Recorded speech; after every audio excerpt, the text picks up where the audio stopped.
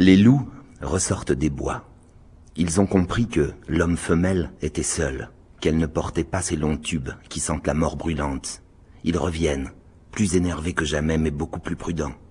La frénésie s'est changée en nécessité implacable. Plus un ne jappe, tous grondent, les babines si retroussées qu'on leur voit les gencives. Ils avancent sur nous pas à pas, marchant toujours un peu de travers sur leur trajectoire sinueuse. « Fais attention, K !» je lui crie, les lèvres tremblantes. K, à peine un peu hérissée, sans me prêter la moindre attention, descend à leur rencontre. Elle fait quelques pas, s'arrête, joint ses mains l'une dans l'autre, paume vers le haut, y incline un peu le visage, puis laisse simplement retomber ses bras de chaque côté d'elle, en un geste gracieux, comme si elle voulait libérer un papillon en suspension dans les airs. Elle leur fait ce truc. Pas le truc qu'elle m'a déjà fait à moi, non, un autre, qui ne m'est pas vraiment destiné, mais, vu ma proximité, ou peut-être est-ce sa manière de régler ses comptes avec moi, en tout cas, j'en bénéficie. Je participe, je déguste, enfin, j'en prends plein la gueule. Vouf, elle est en eux, et moi aussi. Nos consciences ont conscience de nos présences mutuelles. C'est beaucoup plus fort que les fois précédentes, beaucoup plus dense.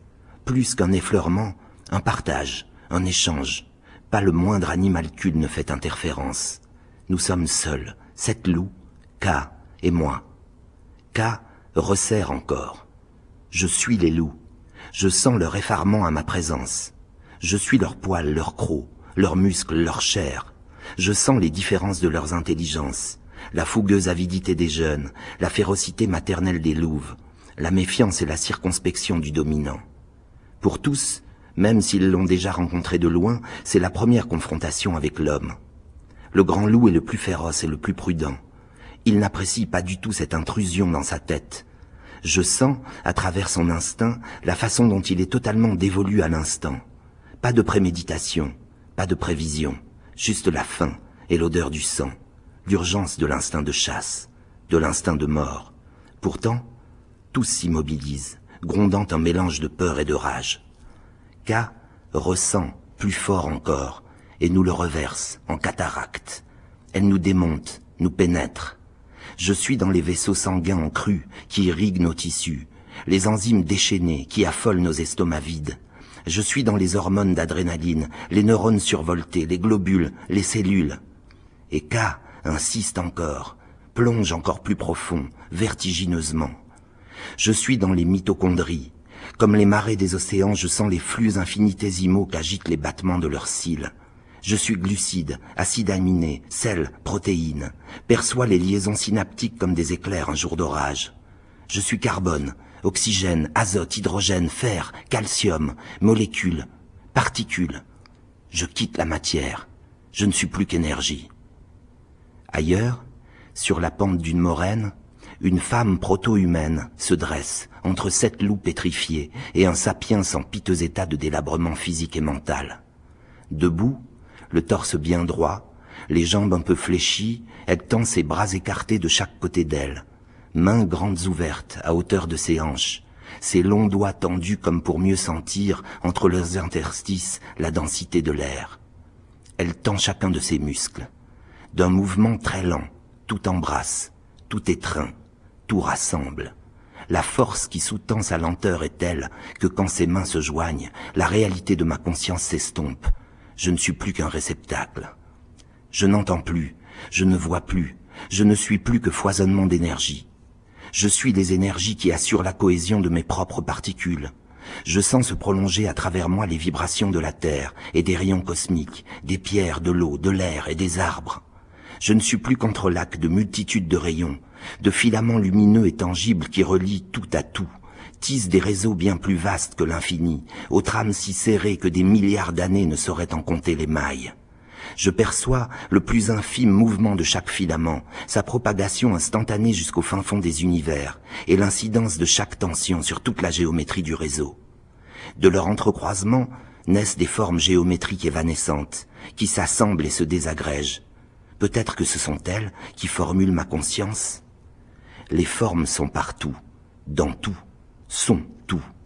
La trajectoire des énergies détermine leurs nouvelles arêtes, et de leur transformation naissent les énergies. Les loups m'apparaissent. Ce qui étaient les loups lorsque j'avais une conscience, et ce que j'étais moi-même, m'apparaît à travers l'inextricable trame, comme des amas de nœuds chaotiques, où les énergies rebondissent, crépitent, se fragmentent, où les figures les plus stables, tétraèdres, cubes, scindés de nouvelles trajectoires se transforment et s'agglomèrent, en octaèdres bancals, en icosaèdres de guingois, en dodécaèdres boiteux et irréguliers qui implosent, se désarticulent, se brisent et renaissent en tourbillons furieux. Et là, au plus profond de la tempête géométrique, au sein du maelstrom de lumières concrètes et aléatoires, se révèlent les similitudes et la synchronisation de nos formes élémentaires, le ballet parallèle parfaitement orchestré de nos plus infimes poussières d'âme, les fondements de nos ressemblances. Je suis les loups.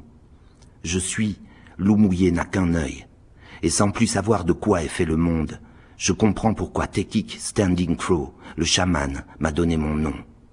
Ka nous lâche, et d'un coup je réintègre mon corps. Je tombe de tout mon poids sur mes genoux meurtris et vomis comme si je devais retourner mes viscères, vomir à travers moi tout l'univers. Entre deux hoquets terribles, je vois les loups, presque aussi pitoyables. Un jeune s'est effondré, pris de spasmes, sans doute épileptiques. Une femelle tourne sans fin sur elle-même à la poursuite de sa queue. Une autre se lèche comme si de rien n'était, bien que sa patte arrière frappe furieusement le sol, tandis que les derniers geignent. Seul le dominant gronde encore. Pourtant couché la tête entre les pattes en position de soumission, il continue à montrer ses crocs, n'avoue pas sa défaite. Ka lui tourne le dos et remonte nonchalamment la pente jusqu'à moi. Révulsée de douleur et de vertige, je lui tends un bras pour qu'elle m'aide, mais elle le dédaigne. Elle ramasse ma besace, en déchire le cuir épais comme un sac de papier pour en inventorier le contenu. Elle le renifle, le trie, puis magnanime, lance au loup mes provisions de viande séchée et mes galettes de céréales.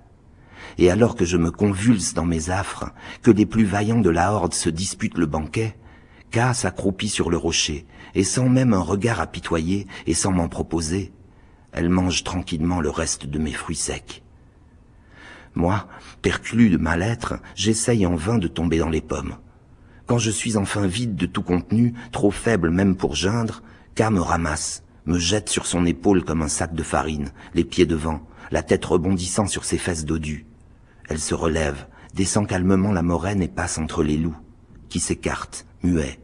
Je les vois à l'envers, tout proches, sans la chaleur de leur pelage, leurs odeurs musquées de fauve, vois leurs flancs battre, haletants, frémir encore leurs babines. Je n'ai plus peur.